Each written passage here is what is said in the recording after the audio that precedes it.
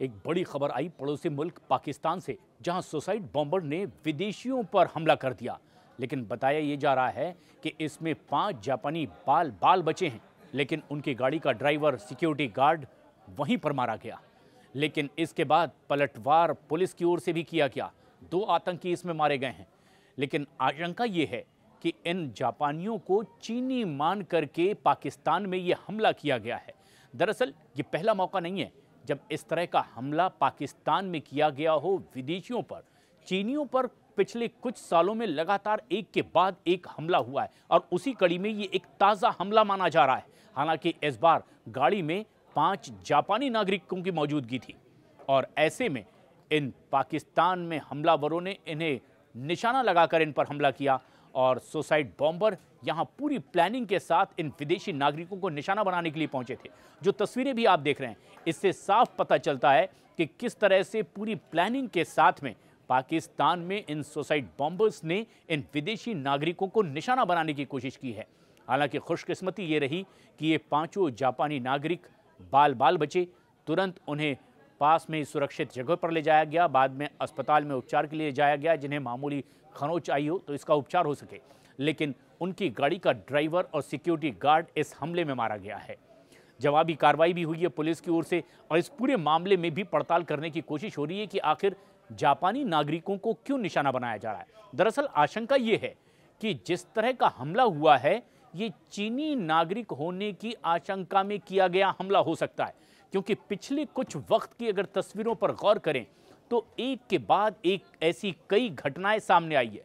साल 2022 में भी ऐसे ही चीन के कुछ नागरिकों को निशाना बनाया गया और बड़ा आतंकी हमला हुआ, ये आरोप भी लगा। इसके अलावा साल 2021 में जो बड़ा हमला हुआ, साल 2019 में हुआ, 2018 में भी हमला हुआ।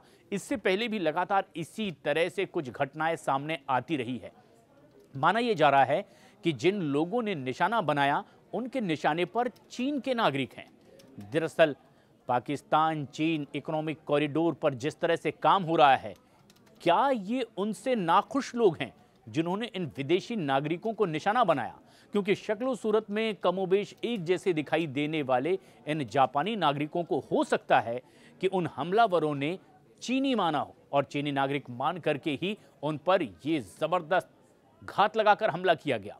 हालांकि खुशकिस्मती ये रही कि वो जापानी नागरिक बच गए। लेकिन जो सबसे खास बात है वो ये कि अगर इतिहास के पन्ने फेरें तो यहाँ पर बलोच लिबरेशन आर्मी की ओर से इस तरीके के हमले पिछले कई वक्त में किए गए, जिनके निशाने पर चीन के नागरिक, चीन के टेक्नीशियंस, चीन के इंजीनियर्स होते रहे हैं और ऐसी कई घटनाएं भी पहले सामने आई है।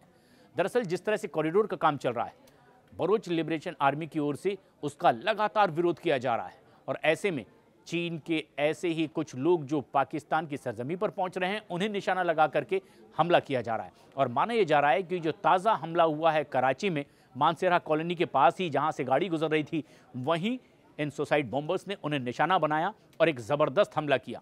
हालांकि वो बच गए और हमलावर मारे गए हैं। लेकिन ख़ास बात यह है कि इस तरह की बात पाकिस्तान में हो रही है, जहां पर चीन पर हमला हो रहा है, चीन के नागरिकों पर हमला हो रहा है, जबकि चीन से एक बड़ी उम्मीद पाकिस्तान को है और इसीलिए उस कॉरिडोर के काम को आगे बढ़ाने की कोशिश हो रही है। लेकिन ख़ास बात ये कि बलोच लिबरेशन आर्मी जो लगातार इसकी मुखालफत भी करते रहे, अपनी एक अलग आवाज़ बुलंद करते रहे हैं। पाकिस्तान की आर्मी, पाकिस्तान के हुक्मरान जिस तरह का व्यवहार उनसे कर रहे हैं, इसीलिए लगातार वो अपनी मौजूदगी दर्ज कराने के लिए इस तरह के हमलों को अंजाम देते हैं और ये उसी कड़ी में किया गया बड़ा हमला हो सकता है। शुरुआती तौर पर इसकी आशंका जाहिर की जा रही है और ऐसे में जबकि एक बार फिर विदेशी नागरिकों को निशाना बनाया गया, दुनिया भर में अब ये चिंता का बड़ा सबब है।